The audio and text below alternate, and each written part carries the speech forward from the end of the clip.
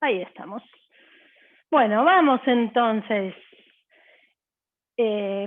¿Por qué elegí este tema de gestión del estrés para la clase de hoy? En realidad no es uno de los temas que está en el programa del curso básico, pero me pareció interesante porque aprender a gestionar el estrés es imprescindible si queremos tener mejor calidad de vida, si queremos tener mejores resultados en todo lo que hacemos y además para encarar cualquier proceso de desarrollo personal o de autoconocimiento, que es la propuesta de nuestro método, precisamos también poder gestionar bien nuestro estrés. Entonces, para poder gestionarlo, ¿qué necesitamos? Por un lado, entender qué es realmente el estrés, conocer cuáles son los mecanismos del estrés y por otro lado, tener herramientas que es lo que nos va a permitir utilizar ese estrés a nuestro favor. Si observaron, seguramente notaron que yo no dije eliminar el estrés, como a veces se escuchan algunas propuestas, sino que hablé de gestionar, no de eliminar, no de anular. ¿Por qué estoy diciendo gestionar o administrar en lugar de eliminar el estrés? Porque en realidad el estrés no es ni bueno ni malo. Y ahora vamos a ver por qué, de qué se trata este mecanismo del estrés que necesitamos que esté presente en cierta medida, pero cuando pasa ese cierto nivel puede transformarse en algo nocivo o perjudicial. Entonces, ¿qué es el estrés? Es un conjunto de alteraciones biológicas, es una respuesta natural de nuestro organismo que se produce ante situaciones de peligro o situaciones que sentimos amenazantes. ¿Cuáles son esas alteraciones? Hay muchas alteraciones que se producen, pero por ejemplo, la liberación de adrenalina, la aceleración del ritmo cardíaco, la aceleración del ritmo respiratorio, la tensión muscular. Esas son algunas de las cositas que suceden en nuestro cuerpo cuando nos sentimos amenazados o en peligros. Y es una respuesta que se produce ante una situación de alarma. ¿Sí? Cuando nuestro cerebro registra alguna situación como amenazante, se enciende una alarma que hace que se produzcan todas estas respuestas orgánicas. Y esos cambios que se producen tienen una función, que es impulsarnos a actuar. Si hay peligro y nos quedamos paralizados y parados, no vamos a poder resolver nada. Entonces, todos esos cambios, esas alteraciones que se producen, tienen esta función de impulsarnos a actuar, de impulsarnos a reaccionar ante esa amenaza que estamos percibiendo. Ahora, ¿qué sucede? Pasado un cierto límite, cuando el nivel de estrés es muy elevado, se vuelve nocivo para nuestra salud. Pero si el nivel de estrés es demasiado bajo o nulo, dice el doctor López Rossetti, que es un doctor, tal vez escucharon hablar porque es muy conocido en todo lo que tiene que ver con programas de gestión del estrés. Este doctor dice que si el nivel de estrés es demasiado bajo, no somos capaces de reaccionar de una manera adecuada ante las exigencias, los desafíos, no conseguimos trabajar de una manera adecuada, y dice que incluso cuando el nivel de estrés es demasiado bajo, hasta nos cuesta disfrutar de las cosas buenas de la vida. Entonces, es por esto que hablamos de gestionar y no de eliminar el estrés. Y bueno, y este mismo doctor da un ejemplo que está buenísimo, que compara el estrés con la tensión de las cuerdas de una guitarra. Entonces él dice, para que la guitarra suene bien, que suene afinada, necesitamos que las cuerdas tengan un nivel de tensión adecuado. Si está demasiado floja la cuerda, ¿qué pasa? No suena bien, no está afinada la guitarra. Y si está demasiado tensa, corremos el riesgo de que, por un lado, no va a sonar bien tampoco, y por otro lado, corremos el riesgo de que esa cuerda se rompa. Ahí vi que alguien escribió algo por el chat, si quieren activar el micrófono y decirme, mejor. Bueno, estos niveles de estrés tienen un nombre. cuando el estrés está en un nivel óptimo, que sería ese nivel que en el caso de la guitarra sería el que hace sonar la guitarra bien y afinada, se llama eustrés.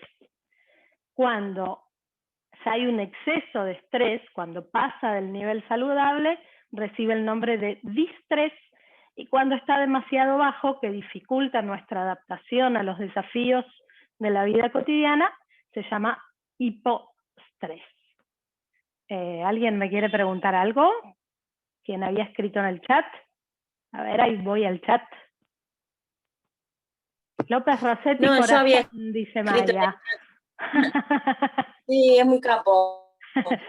Sí, es un genio. Tiene Da cursos una... de acá de gestión del estrés en el hospital. En San Isidro, sí, trabaja acá en el hospital de San Isidro, da cursos y tiene una colección que son 6 libritos pocket sobre la gestión del estrés que están muy buenos, recomendables.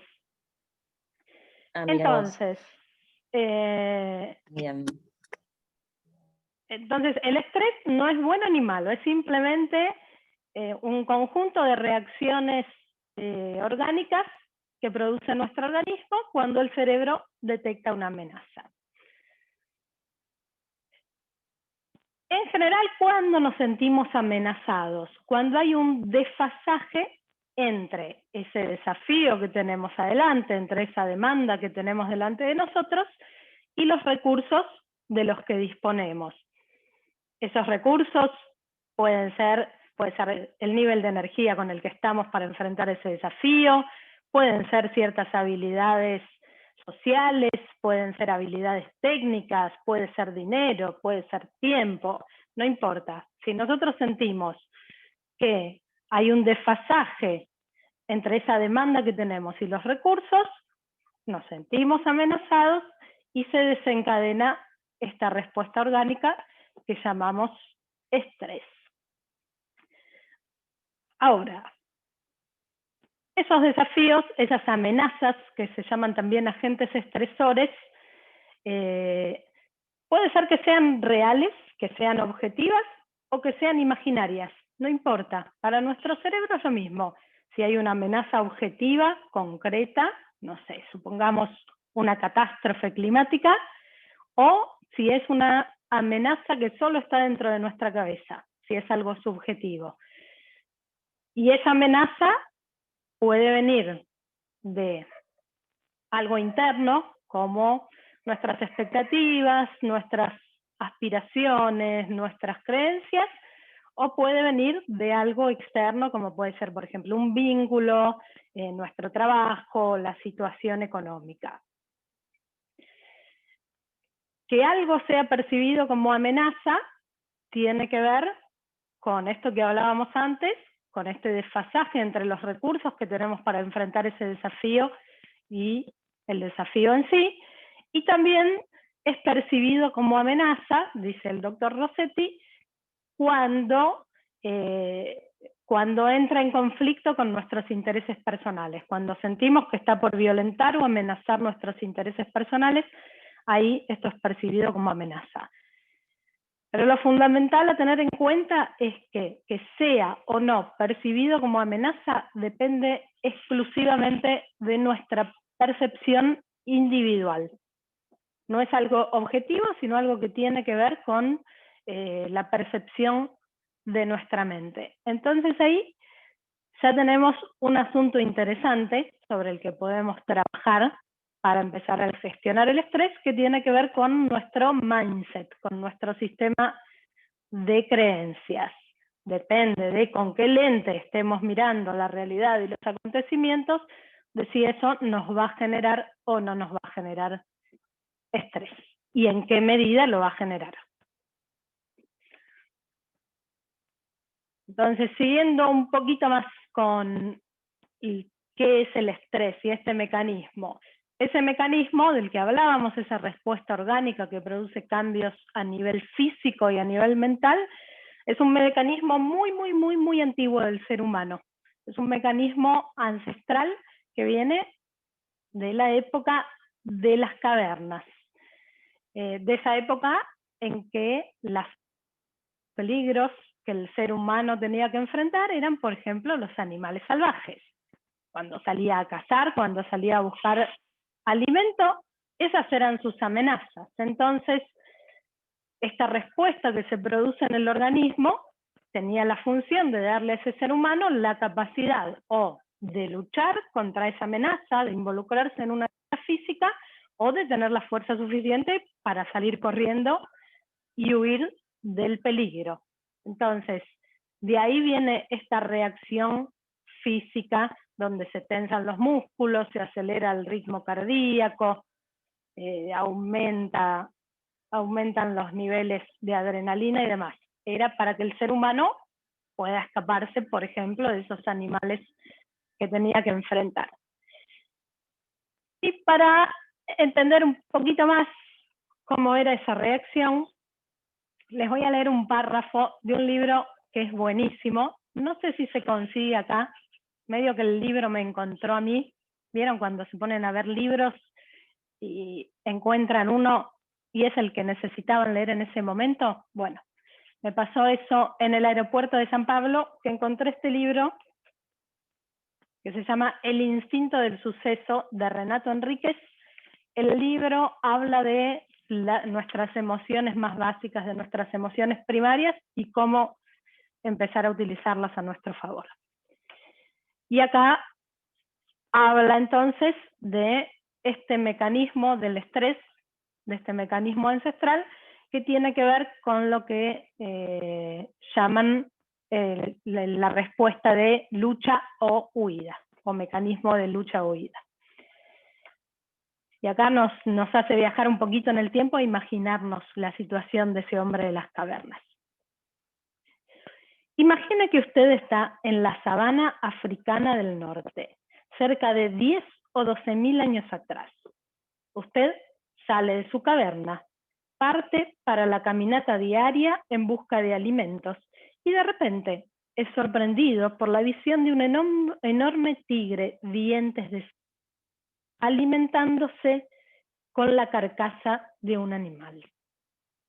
Antes que usted tenga tiempo para pensar en cualquier cosa, la fiera levanta la cabeza y lo mira directamente, con aquellos ojos penetrantes y con la sangre escurriendo de sus mandíbulas, que exhiben dientes caninos de casi 20 centímetros. El animal hace mención de levantarse y usted presiente el peligro.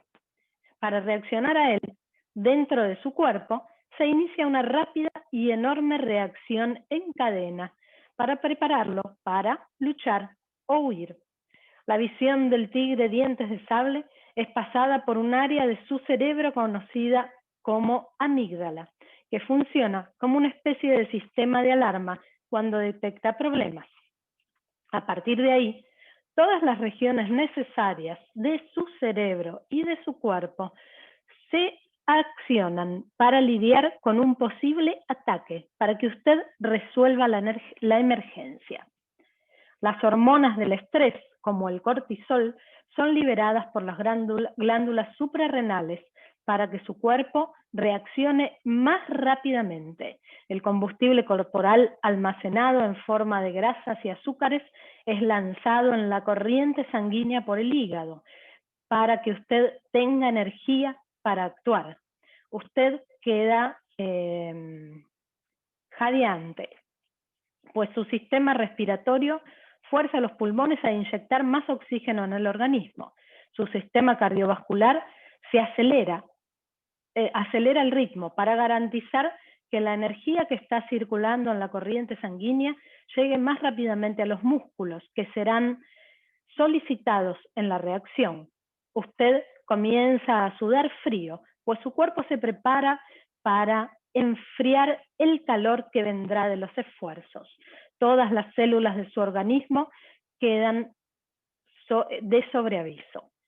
En cuanto el cuerpo se prepara para la acción, su sistema de alarma garantiza que el cerebro quede 100% enfocado en la amenaza, incluso promoviendo una compleja mudanza química interna que inhibe la acción del córtex prefrontal, el área del cerebro ligada al pensamiento racional, para que usted tenga más reacciones impulsivas. Eso mismo, para su propio bien. La naturaleza quiere que usted siga sus instintos en vez de quedarse analizando la situación, lo que daría tiempo para que el tigre alcance a devorarlo y que pueda correr o enfrentar a la fiera. Bien, entonces, todo eso que le pasaba a este hombre de las cavernas cuando enfrentaba un peligro como el tigre de dientes de sable, nos sigue sucediendo hoy en día cuando nuestro cerebro percibe una amenaza. Las amenazas cambiaron por completo, ya no es ese tigre de dientes de sable. Hoy en día tenemos otro tipo de amenaza, pero nuestro organismo sigue reaccionando de la misma manera. Entonces, ¿qué pasa? Esa reacción intensa que tenía el organismo para poder enfrentar el tipo de peligros que tenía el hombre de las cavernas, deja muchos residuos en el cuerpo. Residuos que quedan dentro de nosotros hoy en día con el tipo de amenazas que tenemos, porque las amenazas que tenemos no requieren que nos involucremos con fuerza física. Y por otro lado, porque tenemos estas amenazas con una frecuencia por el estilo de vida que tenemos y la cantidad de demandas y el ritmo con el que vivimos, tenemos las amenazas muy frecuentes. Entonces nuestro cuerpo no tiene el tiempo que necesita para liberar los residuos tóxicos de esta respuesta ante el peligro. Y eso es lo que produce el famoso estrés malo, o ese estrés cuando esta situación se hace crónica porque todos los días nos sentimos amenazados por algo, por el estilo de vida que tenemos y por todas las solicitaciones que llegan a nosotros, no da tiempo de que el cuerpo se limpie y se produce lo que es el estrés crónico, que es lo que tiene todas esas consecuencias, se producen todas esas enfermedades que ya tenemos como consecuencia del estrés. Entonces, esa intoxicación que se produce en el organismo y la falta de tiempo para recuperarse antes de la amenaza siguiente disminuye nuestras defensas y bueno, y es ahí cuando surgen las principales dolencias relacionadas con el estrés. Entonces, ¿qué podemos hacer si no estamos pudiendo evitar estos agentes estresores por el estilo de vida que tenemos y por el tiempo de evolución que tiene el ser humano? Todavía no se modificó esa respuesta ante el peligro. Sigue siendo la misma que tenía nuestro antepasado de las cavernas.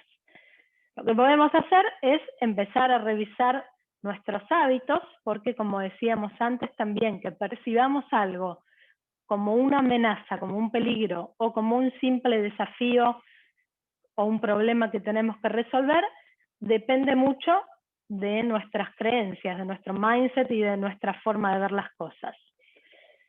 Entonces, por un lado, es importante empezar a revisar nuestros hábitos y nuestras creencias, y por otro lado, empezar a armarnos de una caja de herramientas que nos permita gestionar mejor el estrés en los momentos que surge y mantenerlo a niveles saludables, que son esos niveles que nos van a permitir adaptarnos a las situaciones y a los desafíos que tengamos. Y ahí transformamos entonces eso que antes era percibido como una amenaza solamente en un desafío. Entonces el problema no es el estrés en sí, no es esa respuesta que produce nuestro organismo al peligro, sino el estilo de vida que tenemos con esta gran cantidad de demandas, de solicitaciones, de tareas, este ritmo de vida acelerado. Y el otro problema es cuando no contamos con los recursos necesarios para resolver esos obstáculos y esas dificultades que se nos van presentando. Acuérdense que al comienzo hablamos que una de las cosas que nos hace percibir ciertas situaciones como una amenaza es cuando sentimos que hay un desfasaje entre esa demanda que estamos teniendo y los recursos que tenemos. Cuando estamos más abajo en recursos, energía, habilidades sociales, habilidades técnicas, tiempo, sentimos entonces que esa situación es amenazante. ¿Cómo vamos hasta acá? ¿Alguna pregunta? ¿Algún comentario? Pueden activar sus micrófonos. ¿Seguimos? Muy bien, entonces la clave está en empezar a revisar nuestros hábitos de estilo de vida, nuestras creencias, nuestro mindset y armarnos de esa cajita de herramientas que nos va a permitir gestionar mejor el estrés. Nuestro amigo López Rossetti, lo vuelvo a citar, en uno de sus libritos dice que una alimentación saludable más un buen estado físico mejoran nuestras condiciones para lograr un buen manejo del estrés. Y oh sorpresa, dos cosas que trabajamos dentro del método. Tenemos tanto herramientas para mejorar nuestra alimentación, que sea más saludable, que nos provea de más energía, que genere menos toxinas, y también tenemos un montón de herramientas, las técnicas que mejoran nuestro estado físico. Tanto las técnicas como todas las actividades sociales que promovemos dentro del método, que ahora, bueno, están medio en stand-by por la pandemia, estimulan, entre otras cosas, la oxitocina, que es una hormona que produce el hipotálamo, y cuando aumenta la producción de oxitocina, una de las cosas que pasa es que baja el nivel de cortisol, que es esa hormona que estaba mencionada ahí en el relato que les acabo de leer de Renato Enríquez, que es la hormona que habitualmente se eleva cuando tenemos mucho estrés. Entonces, el aumento de oxitocina ayuda a bajar los niveles de cortisol en el organismo. Bueno, y como sabemos, el principal foco del método también es mejorar nuestras relaciones humanas, y eso también va a contribuir a gestionar mejor los niveles de estrés. Si tenemos mejores relaciones más estables, más armoniosas, más amables, nuestro nivel de estrés va a mantenerse en niveles saludables. Entonces, vamos ahora con... Sí. ¿Maya? Hola, hola. ¿Y el cortisol que es una droga que se administra? Es una hormona El también, cortisol, el cortisol. digo, que es una droga que se administra. No, es una hormona. ¿Cómo? Es una hormona que produce tu propio cuerpo. Que es una de las hormonas. Pensé que era una medicación también pensé que era. Es que, bueno, muchos medicamentos están hechos para darte una dosis extra de ciertas sustancias que tu propio cuerpo produce o no produce, y por eso te la dan, te la dan en forma, ay, no me sale la palabra, en forma... Como receta. como en forma extra, en forma artificial. Como un complemento. Igual creo que Maya se confunde con el así. corticoide. No, corticoide, no, cortisol. ¿Con esa? Bueno. No, puede ser, Ari, puede ser cortisol también. Hay muchas... Creo que cortisol existe, me parece que se lo daban a los bebés cuando les agarra tipo bronquioespasmo, esa onda, me parece. Puede ser. Puede ser. Porque hay muchos medicamentos que hacen eso, ¿no? Reproducir sintéticamente, artificialmente, sustancias que nuestro propio organismo genera, y si por algún motivo no las está generando, nos meten la pichicata para elevar el nivel de esa sustancia química que está faltando. De Sí, hecho, como bueno, la levotiroxina para la T4, ¿no? sí, es una hormona también, la Claro. T3, T4, cuando sí, te falta. O muchos medicamentos psiquiátricos también lo que hacen es eso. Es verdad. Bueno, entonces vamos a ver un poquito cómo actúan todas estas herramientas que tenemos dentro del método para favorecer la buena gestión del estrés. Hablamos de alimentación. Entonces, ¿por qué la alimentación va a influir en una buena gestión del estrés? Porque todo lo que ingerimos va a producir una cierta alteración física y emocional, ¿sí? Va a influir, por ejemplo, en nuestro nivel de productividad, en nuestra inmunidad, en nuestra calidad de sueño, en nuestro sentido del humor, en la calidad de vida en general. Según cómo nos alimentamos, todas esas cosas van a ir variando. Y por ejemplo, el alcohol, el azúcar, las frituras, la manteca, las conservas, las gaseosas, están dentro de un grupo de alimentos que estimulan y hacen que se mantenga el estrés crónico. O sea, ese tipo de alimentos hace que se dificulte gestionar y bajar los niveles de estrés. Son todas sustancias, la mayoría estimulantes. Entonces, es importante planificar nuestra alimentación y que sea una alimentación que contribuya a mantener un buen nivel de calidad de vida y que ayude a gestionar el estrés. Indirectamente va a ayudar a gestionar el estrés mejor.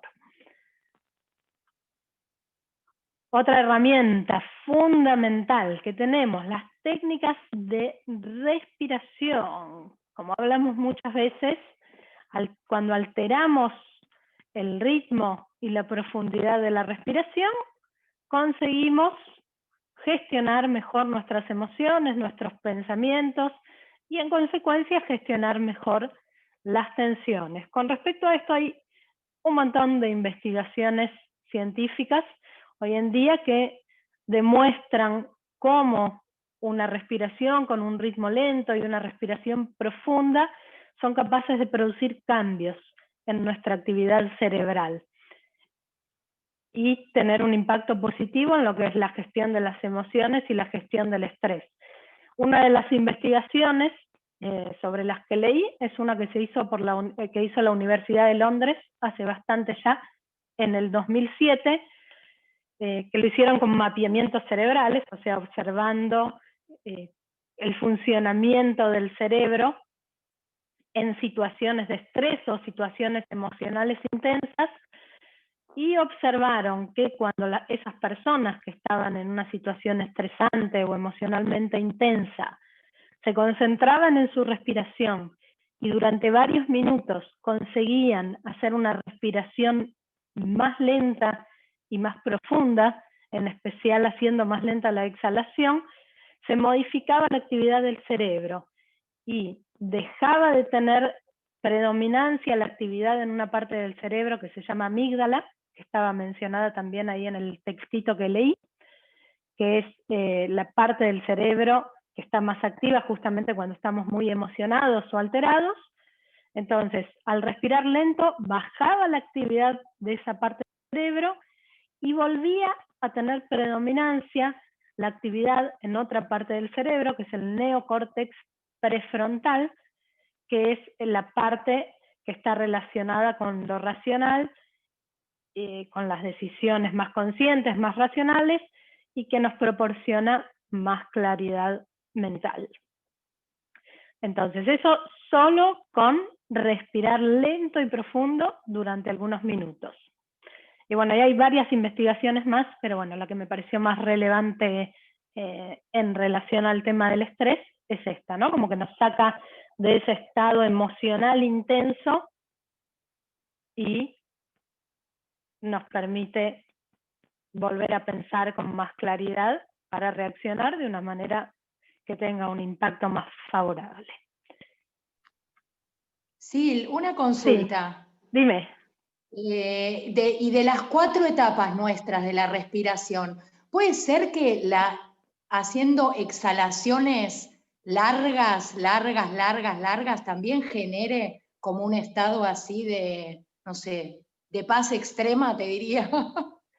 Sí, es solo bueno, una sensación mía. No, es así. La exhalación es como el momento de descontracción, de descanso. De soltar todo, ¿no? Al exhalar lento es como que se desacelera toda la actividad orgánica, se desacelera la actividad mental, la actividad emocional. Sí, en este caso la exhalación sería la fase a priorizar. Respirar más lento, Perfecto. tanto al inspirar como al Sí. exhalar, pero si priorizamos la exhalación, el efecto es más fuerte todavía. Gracias. De nada. Otra técnica que, si bien ya hablamos muchas veces que su objetivo principal no tiene que ver con la reducción del estrés, pero sí tiene como efecto colateral disminuir el estrés, es la meditación. También está comprobado, hoy en día hay un montón de investigaciones que lo comprueban, que cuando practicamos con regularidad técnicas de meditación, se producen en la actividad cerebral ciertos cambios que son favorables para una buena gestión del estrés. Hay una charla TED de una neurocientífica que se llama Sara Lazar, donde habla de todos esos cambios que se producen en el cerebro cuando practicamos meditación regularmente, ¿no? Si me siento una sola vez a entrenar una técnica de meditación, va a ser casi nulo el efecto, pero si lo practicamos con regularidad, se producen estos cambios. Algunos de los cambios de los que ella habla en esa charla son que se produce un aumento en el área del hipocampo, en nuestro cerebro, que es un área que tiene que ver con la regulación y la buena gestión de las emociones.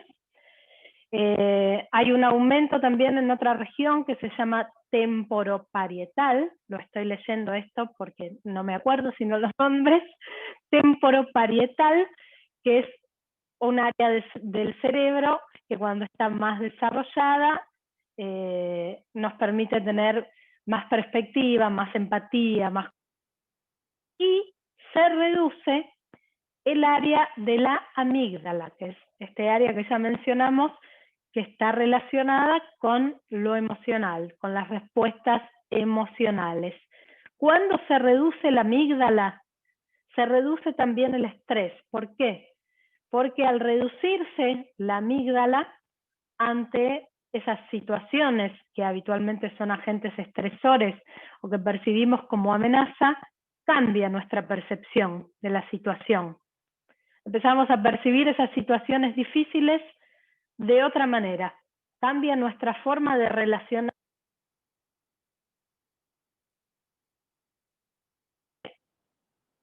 Enfrentar ese desafío, enfrentar ese obstáculo, esa dificultad, sin sentirlo como una gran amenaza y poder resolver el asunto sin estresarnos o estresándonos al mínimo en ese nivel saludable.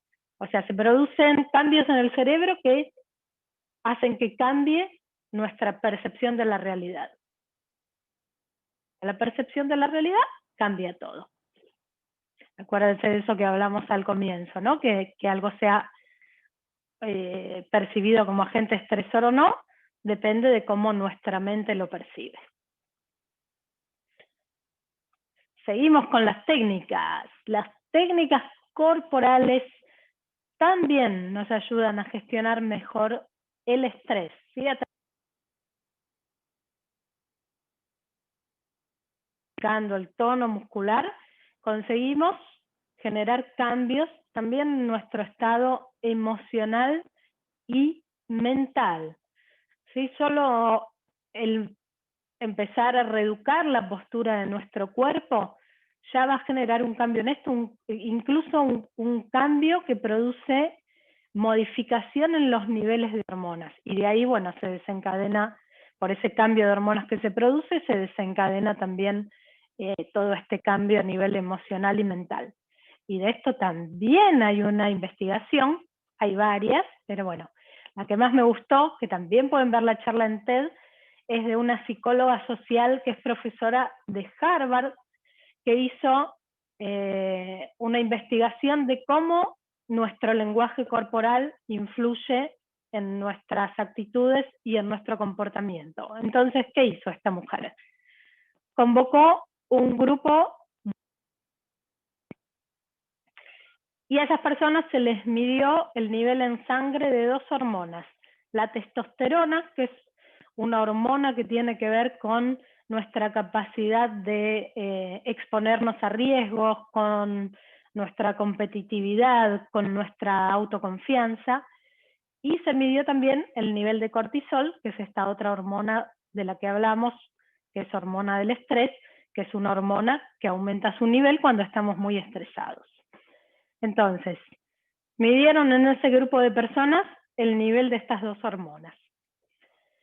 Lo primero que hicieron es pedirles que durante 2 minutos adopten diferentes posiciones que ellos tenían asociadas a debilidad, sumisión, inseguridad. Y ahí volvieron, después de esos 2 minutos, que estas personas estuvieron haciendo esas posiciones, volvieron a medir el nivel de hormonas. Después les pidieron que adopten posiciones durante 2 minutos también que tuvieran que ver con autoconfianza. Y volvieron a medir el nivel de hormonas. Y encontraron que se modificaban los niveles de hormonas, ¿sí? Cuando estaban adoptando esas posiciones de seguridad, de autoconfianza, de poder, ¿qué pasaba? El nivel de testosterona se elevaba y el nivel de cortisol bajaba.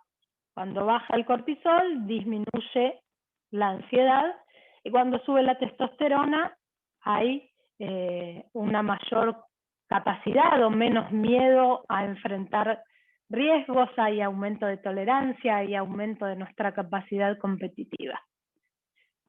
Y bajaba el cortisol, que tiene que ver, que está relacionada con este mecanismo de lucha y huida del que hablábamos al comienzo. Entonces, imagínense, si solo 2 minutos adoptando estas posiciones ya puede producir este cambio en nuestro nivel de hormonas, que va a tener una consecuencia en nuestro comportamiento porque va a cambiar nuestra actitud emocional y mental. Imagínense lo que pasa cuando practicamos durante años las técnicas corporales que van moldeando y reeducando nuestro cuerpo para tener una posición más erguida, con el pecho más abierto, con el mentón más elevado. Se produce un cambio que no solo se da en ese momento, sino que se transforma en una constante esa modificación.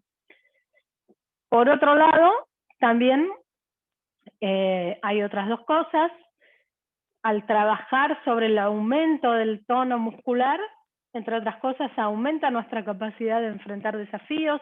Al trabajar sobre la flexibilidad corporal, eso también tiene un impacto en nuestra flexibilidad en general para adaptarnos a nuevas situaciones. Entonces no es que el cuerpo va por un lado y la mente y el emocional por otro. Todo se influye mutuamente. ¿Qué más tenemos? Algunos ítems más. Hay un librito de Rose que se llama Reduzca el estrés, donde están mencionadas estas técnicas, y hay unos ítems más también. Hay varios, no puse todos, puse algunos que están mencionados y que contribuyen para una buena gestión del estrés. Uno de esos ítems es aprender a priorizar, ¿sí? Hoy en día vivimos en una cultura y con un estilo de vida donde estamos llenos de demandas y solicitudes todo el tiempo. Demandas de nuestro trabajo, demandas de nuestros amigos, de nuestros familiares, también la dispersión de la demanda que se produce por las redes sociales, y es imposible poder responder a todas esas demandas y a todas esas solicitudes a las que constantemente estamos expuestos. Cuando pretendemos responder a todas esas demandas, como no podemos, ¿qué pasa? Nos frustramos, nos estresamos, porque tenemos una montaña así de demandas y solicitudes que no vamos a conseguir responder. Y eso nos genera estrés. Sea que sean demandas externas o demandas autoimpuestas también. Entonces, aprender a priorizar es un ítem clave para no frustrarnos y para que no se genere ese estrés. Entonces, tenemos que aprender a diferenciar cuáles son las cosas imprescindibles cuáles son las cosas importantes, cuáles de esas cosas podemos delegar, cuáles de esas cosas podemos cancelar. Y con eso vamos a conseguir gestionar mejor nuestro estrés. Otro punto que destaca de Rose también es estimular la capacidad de aprendizaje. Entonces, entrenar, estar aprendiendo siempre cosas nuevas nos va a mantener en buen estado para que en el momento que tengamos que enfrentar un obstáculo o una dificultad, podamos también aprender lo que sea necesario para resolver o solucionar ese desafío que se nos presentó. Si no tenemos el hábito de aprender cosas nuevas todo el tiempo, nos va a costar mucho más, porque no vamos a tener la flexibilidad y la capacidad de ponernos a adquirir nuevo conocimiento o desarrollar nuevas habilidades necesarias para resolver esa situación o para enfrentar ese desafío. Entonces dice De Rose que es fundamental continuar procurando nuevas fuentes de conocimiento y aprendizaje, estimulando al cerebro a realizar nuevas combinaciones de sinapsis y activando las regiones corticales adormecidas.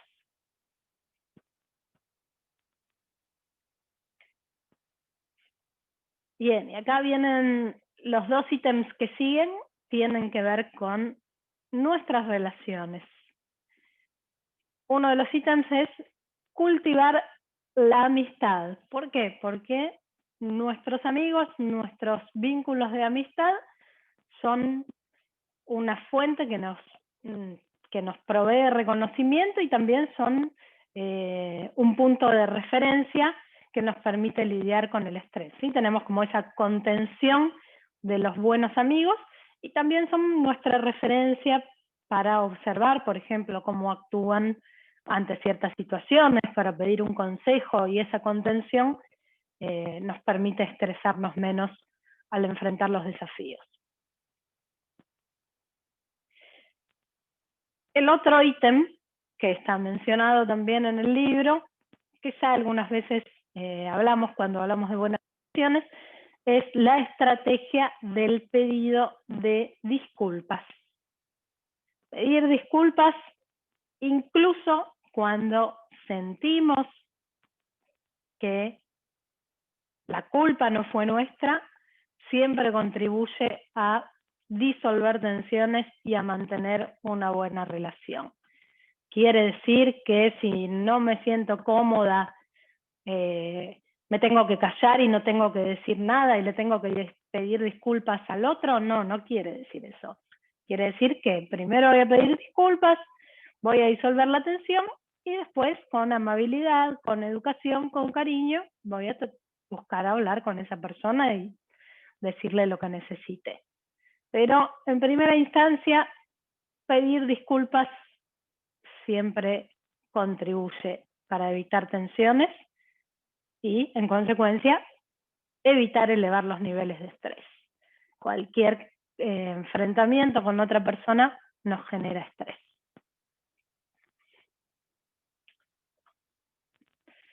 Bien, estas son las herramientas que tenemos. Ahora que ya las conocen, mejorar la gestión de estrés, como dice ahí, depende de ustedes. De que revisen sus hábitos, de que revisen sus creencias ante los obstáculos. O sea, ¿cuáles son mis creencias? ¿Desde qué óptica estoy observando la situación que hace que la perciba como una amenaza? Y utilizar todas estas técnicas maravillosas que tenemos en el método para mantener nuestro cuerpo y nuestro cerebro más oxigenado, más flexible, más fuerte, y para ir generando esos cambios en la estructura y el funcionamiento de nuestro cerebro que nos van a posibilitar gestionar mucho mejor el estrés y las tensiones. Muy bien, entonces pueden abrir sus micrófonos para preguntas.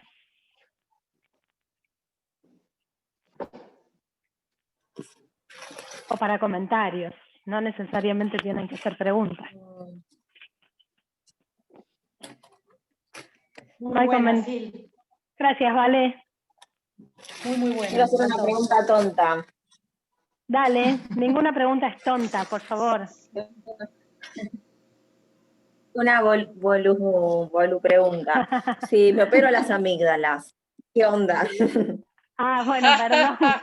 Ahí Ya estoy sacando turno, por eso. Ya me fui a sacar Yo no turno. tengo amígdalas. No se preocupen, momento. Ay. Una aclaración importante que no hice, Debe no ser- son las debe amígdalas ser- de la garganta, es la amígdala, que es una parte del cerebro. Claro. Así que pueden sacarse las amígdalas de la la del garganta cerebro. tranquila. Ay, Silvina, menos mal. No, dije, estoy fallada. Tenía su parte buena y su parte mala, pero bueno. Es No podemos otra, sacar esa amígdala otra entonces. amígdala. ¿Sabes qué pensaba, Sil? También ¿Qué? el agradecer, ¿no? También. Pensaba en el momento de X situación de estrés, nada.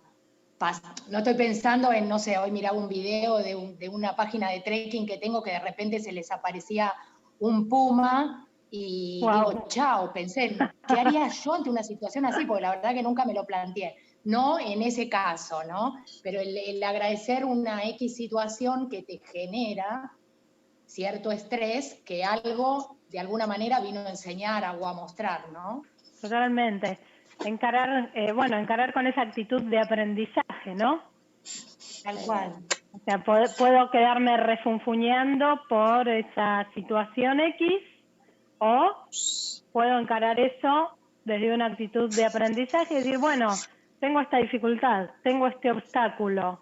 En vez de refunfuñar contra eso y luchar contra eso, voy a ver cuáles son los recursos que preciso para poder resolverlo, para enfrentar esa situación, qué habilidades tengo que desarrollar, si tengo que pedir ayuda a alguien, como encarar desde la actitud de aprendizaje siempre ayuda un montón a reducir el estrés. Sí, está muy bueno. Y pensar en esto, que casi todo tiene solución, y si no tiene, Ishwara Pranidhana, ¿no? Como bueno, ya está, hice todo lo posible, autoentrega. Pero en general, poder contornear un obstáculo o una dificultad que tenemos depende de ir desarrollando las habilidades y consiguiendo ciertas herramientas que en ese momento en que aparece la dificultad por ahí no tenemos y por eso sentimos la amenaza, pero que podemos adquirir. O sea, son cosas que siempre se pueden adquirir. Tal vez nos lleva más tiempo del que queremos, pero bueno, enfocar por el lado del aprendizaje siempre. Y ahí el nivel de estrés hace así, ya está, y te enfocas en aprender lo que precisas, en desarrollar lo que precisas. Solo hay que identificar eso, y también es importante el tema de las creencias, que esto de poder encarar algo con actitud de aprendizaje tiene que ver con nuestras creencias y con nuestros paradigmas también, ¿no? Desde qué punto de vista estoy mirando. ¿Cuál es mi mindset, mi programación mental, mi programación de creencias ante los obstáculos, ante los desafíos o lo que muchas veces, por ejemplo, les digo en asana? Bueno, estoy en un asana haciendo una técnica muscular que me resulta difícil. Entonces, en vez de abandonar, ¿qué tal si pruebo alguna otra variante, alguna otra opción? Veo cuáles son las opciones que tengo. Porque siempre hay más de una opción, siempre hay más de una forma de enfrentar las cosas. Entonces, bueno, a ver, estoy acá, ay, me estoy muriendo, todavía no consigo hacer esta técnica, no tengo nada de fuerza. Bueno, fíjate, probá a hacer algún ajuste, probá a hacer alguna modificación, probá alguna otra opción de esa técnica muscular, a ver si conseguís. Y con los obstáculos en la vida es lo mismo, ¿no? Buscar opciones. Siempre. Si no funciona lo que estamos haciendo y no nos da los resultados que queremos, buscar opciones. En esas opciones, ¿Puedo decir algo? a veces también está pedir ayuda, por ejemplo, ¿no? Sí, Clary. Hola a todos, Hola. además, que entré un poquito tarde. No, justamente hoy le estaba leyendo algo que dice Eckhart Tolle Sí. en El poder de la hora, y bueno, justamente estuve viendo unos videos, que en realidad